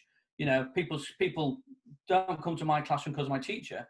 They come to my classroom because of me, you know, and therefore I've got to be the best version of myself, and I've got to be the best teacher that I can be, and I've got the most honest person that I can be, because that whatever I do is going to carry forward and influence other people, and you have a level of responsibility. So you've got responsibility yourself to be honest and open. You've got responsibility to try and develop that skill and that openness in your students, because they're going to one day go out and share. And the purpose of teaching is not to produce teachers; it's to produce good people that can actually benefit from the training, and each person will take something different from that training. So you can't teach one way. You've got to be very adaptable in your teaching styles, and you've got to be honest, because, you know, not everybody's going to become an instructor, not everybody's going to be good enough to teach, not everybody's going to get the same benefit from the martial art that you've got out of it, but they're going to get benefit out of it that you haven't got out of it as well. So, you know, honesty and openness is really important. Just, tell it like it is. When people sort of go, oh, what would you do if 5 people attacked you? I'm going to huddle up in a bundle and kiss my bits goodbye. What do you want me to say? What do you want? What would you do if you're locking up the hall at night? That it's dark and you've got the key and somebody comes to attack you from behind with a baseball bat. Well, I'm going to hit you with my crystal ball, so I'm going to bloody well need one to know they're there. What do you want me to say? I'm going to believe it's the art of invisibility. Right, exactly, and this is where martial arts go wrong, where people start adding stuff in that is made up, trying to fit the square peg into a round hole. I think that as well. Yeah. I think that as well. Keep it simple. This is where the book came from. This is where the idea, the name of the book came from. I'm not a complicated person. I'm a simple person. I can only do so many things. I can only tell it as it is. If it works for you, great. If it doesn't, big world out there. Lots of other teachers will explain it in a much better way than I can. I did listen to the interview you did with Alan about his physical training and his understanding of anatomy and stuff like that. My understanding of anatomy is here. Look, human body, good book for nurses. I've had to learn. I knew nothing. I didn't know where the biceps, triceps, tendons, cruciates were. I didn't know what they were. I had no clue. I had to learn it, and I'm still learning it. And I've got no level of expertise compared to someone like Alan and stuff like that. I'm interested to learn enough to be able to pass it across. But then I encourage my students to go off and enhance that. When I was in Hong Kong, I learned. Sifu sent me to a Dit Da doctor, a bone healing doctor, to learn acupressure. I was quite fascinated by acupressure, so I went and learned acupressure. And when I say learned, it was the equivalent of doing a first aid course, a St. John's ambulance type course. I've got no qualification at all. So when people go, "Oh, can you teach me?" I go, "No, I can't. I can show you what I learned, and I can show you where you can go off and study it, but I can't teach that But it fascinates me. It fascinates me how it works, and I really enjoyed it. And I learned it by copying and watching, and I wasn't taught any of it. Where someone like Alan's gone out and learned it, you just go, I think it's brilliant. I admire that. And that's what we do as instructors. It opens up avenues and doors. And I've got students who've gone off and learned Chin-Ar and acupressure and acupuncture and reflexology and all this other stuff as an interest through martial arts. And that's what I love about it. I've got 2 students who were in day jobs they didn't enjoy. In fact, 3, particularly I can think of. And they decided through their martial art to pursue personal trainer. They went off and qualified. They're now running as personal trainers. And that's as a direct result of training with us, but nothing I did other than just go, the world's your oyster. But look at the influence you had on their lives and how you changed their lives. Like their lives and everyone around them changed dramatically. They might have been. And that's the responsibility of martial artists. You don't realise how much you influence in everything that you say. And you do. There is a burden of responsibility on it. And it's something that I take quite seriously, because if I advise somebody, they tend to take it as good advice, and therefore it has to be, And you are a life coach, you're a best friend, you're a nanny. Hell, when you go training, you're the tour guide and you're the food advisor and the shopping advisor. You got to be the bit of everything. And I love that. I'm surrounded by great people. Not just my group, but people like yourself, people like Alan, people like some of these great Wing Chun instructors. There's some fantastic skills in this country alone, never mind around the world. And I just wish it could be shared more. And what you're doing here is great because you're sharing it. I'm trying, and again, that was the thing with the Chisao Open days. I wanted people, like what you're saying, I wanted people just to come. No messing about, just come, just like you say, everybody walk in and start doing this to each other so we all have a role.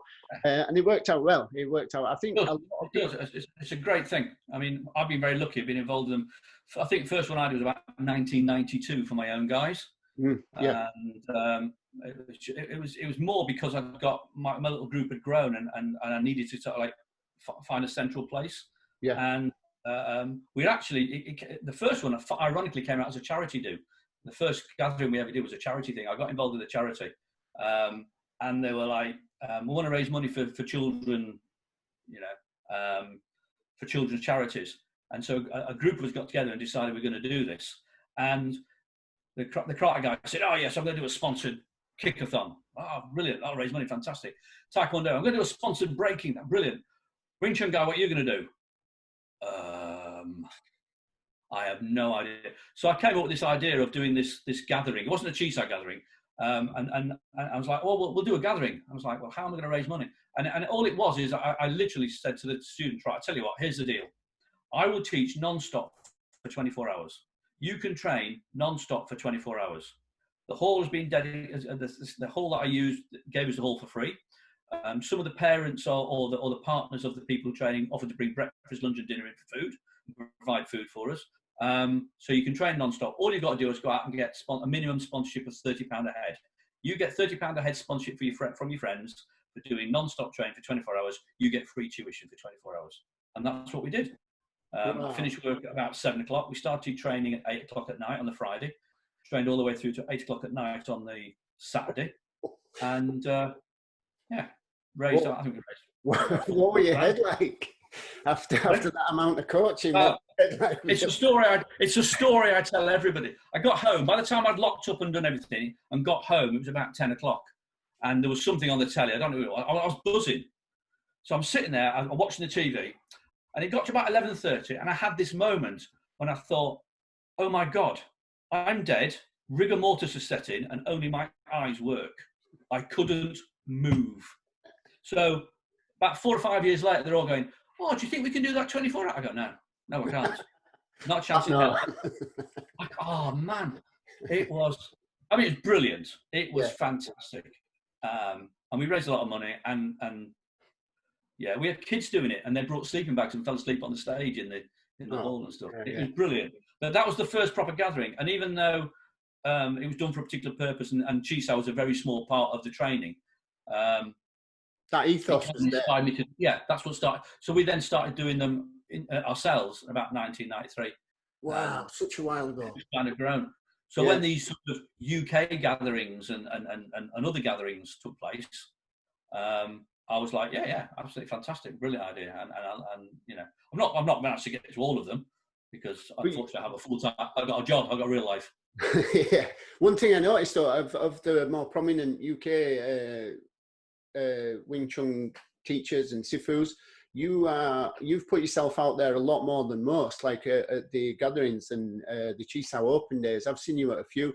And your school is, you know, they travel quite a lot as well. It does seem to be open. There's undoubtedly there is a certain element of some schools being really closed and insular, but your guys and yourself obviously don't have that. Clearly, by the way we're talking today, you're a very open and clear, you know, open and just an open person and open to different ideas coming in, and just like you said, just that getting together and coming together as a community rather than arguing with each other. I think the thing is, there's so many great hands out there, there's so many great minds out there, and there's so many great ideas, and you know. It's even inspired me from my first trip to Hong Kong. I'm conscious of time, so I don't want to keep taking up your entire bandwidth on Skype and Zoom. But my first trip to Hong Kong, I nearly didn't train with Sifu at all, even though I'd known him for 5 years. Because, and I remember telling him this story, he's laughed at me. I went to visit him first time, so I got there about May '89, and one of his students came and met me at the airport and said, "Oh, they're having a meeting." At the Wing Chun Athletic Association in Prince Edward. Do you want to go? And I'm like, yeah, hell yeah. So I just literally dumped my cases and went up there. And there was Sifu Yip Chun, Yip Ching, Lun Ting, Lok Yu, Wong Chun Lung, Choi Shun Ting, Su Yuk Men, Law Bing, all of them were having a big meeting. So I walked into this mecca of Wing Chun to sort of, see this fantastic training thing. And they're all sitting there smoking woodbines, eating candy cakes, drinking Budweiser, watching the basketball. And I'm like, okay. So, they're obviously on some annual general meeting or something. It obviously finished. The guy that brought me disappeared. The translator disappeared. So I'm like on my own. And so I was like, what do I do? Where do I go? And they're all like hi, and then completely ignore me to watch the basketball. So I started going on the wooden dummy. There's a wooden dummy there, and it's like a magnet, and it's like a man magnet. It's like a wall bag in a boxing gym. You got to hit it. You got to do it. So there's the wooden dummy. So I'm like, so I get carried away. And I'm working on the dummy. And have you ever been to the VTAA? No. Yeah. Wing Chun Association. No, So no, if you walk by the Jesus behind it, no. so I'm there on the dummy. So I'm there on the dummy, and there's a big mirror behind it, and I'm all of a sudden I'm looking in the mirror, and all these faces are like this, watching me, and I'm like, oh crap, I've either offended them or I've done it wrong or so. But over a course of about half an hour, I was so honoured that Wing Chun Learn Ting, Yip Chan, Law Bing, all these people would come up to me and go, yeah, I was just watching on the dummy. Well, you might want to think about doing this. And I got some of the best tips from those guys there and then. And it made me realise that they're all pretty open. The reason why I nearly didn't train with Yip Chun, however, is because he buggered off, left me.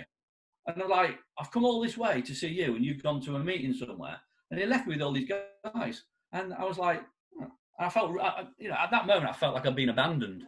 And there was, I'm not going to lie, there was a couple that went, oh, you've got some schools in England. You know what, you and I we could do this partnership. So I was a bit like, bloody hell, I've got all these offers and you bug it up. But whether it was a test or not, I don't know. Yeah. I nearly got on the plane and went home. I felt like he'd abandoned me. But really, I went to show him the next day. He was brilliant, and so I'd like to think it was a test that I passed. It was probably just him just doing his going back. He just had something on. but as an aside, I got about 45 minutes of really high intensive tips, and it showed me how over there, I was a whiler, I was a Westerner. They didn't know who the hell I was. I'd never met anyone before in my life.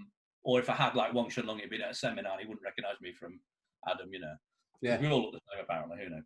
And he was giving me tips and advice, and it just showed me how the willingness to share. These in my books were like the gods of Wing Chun, They are, aren't they? They were the pillars. And they came across and gave me 5-10 minutes advice. Wow. And it worked in my favour because I'm sure, and no disrespect to anybody, there was a bit of a competition going on. Because when one came across and gave me advice, you could see they was watching. So when he sat down, they got up and gave me some advice. So it actually worked in my favour as well. But it just showed me how openness really carried a lot of respect. In my book, I was like so honoured that they'd even bothered to take the time. And that's something I've always remembered, and that sharing is what we do, and that's what we ought to be doing. I think so. I mean, what a room to be in, though. What a room to be in at the time, and each one of them, like you say, they're offering advice from them all. It's I don't think many people could have got that kind of background and stuff. I think this is what people forget about the early years in Hong Kong and stuff like that. It's not like that now. Is that for example, whenever I went to Hong Kong to train with Sifu, once you stop training at flat, we start training at the VTAA. His brother Yip Ching would come down every single time and do Chi Sao with me and my students. Su Yip Men would turn up, and Wong Chun Lung would turn up, not as much because he was pretty busy and his health was ailing at that point a bit. They'd all just walk in and, hi, how you doing? And they were always really friendly. There was always sharing atmosphere. I never saw any animosity there. I never saw, I never felt, I'm sure that people fall out across the planet, but I never felt any of that. There was never that, oh, you're with him, don't talk to you. Their students the same. I was invited to a lot of their classes to visit them and stuff like that. There was no, oh, you can't come in because of who you are. I found it a very open place. I've no issues. Made some great friends, touched some great hands. Very lucky to get some great advice, and I kind of miss it really. Yeah, that would have been. But then it's this generation, it's our generation now that are doing that, and that's what the gatherings do, and that's what it's all about. I think so. Doing it differently. I think that's going to be our overlying message from this conversation is that call to unity and to get back. Like you say, the old guys back in the day, all doing stuff together. I think that's really what we should do. I think the tribalism that comes into martial arts isn't necessarily helpful. I see it in Wing Chun quite a lot, but it's also happening across the board. You see it happening a lot now in Brazilian Jiu-Jitsu in much the same way. You have people who are saying, "Oh, we're the Gracie family. We come, we're the true, the authentic." It doesn't help, does it? I think everyone just celebrating the fact that we all do something that's the same. A football team telling another football team they're not doing things right. It's just a bizarre notion. So yeah, Shaun, that call of unity. Again, I really that's the message I'm trying to get across, and Yeah, you're like I say, your school is one of the best examples of doing that. So, like you've been saying, I don't want to take all your all your morning off you. Is there anything else you want to add to us? Add to the conversation? No, not at all. I think we better stop now, because I think the thing about Wing Chun is we could talk for the entire day. Easily. And that's the beauty of it. That's it. You know, Wing Chun is a family, and that's what we have to remember. You know, and you know, you don't have to get on with all of your family. You don't necessarily see all of your family, and they don't all look the same. It'd be boring if we all had the same haircut and the same clothes style. You know, there's lots of different ways of doing the same thing. Just honour it. Just enjoy it. It's you know, as an instructor, you're trying to better other people as well as bettering yourself. And if we do that, how can we go wrong? Respecting each other as well. I think that's the big one, isn't it? Respecting each other. Okay. Well, brilliant. I'm going to sign off on that now. Thank you so much, Shaun. I really appreciate your time. You're welcome, buddy. It's been a pleasure. Brilliant. Thank you so much.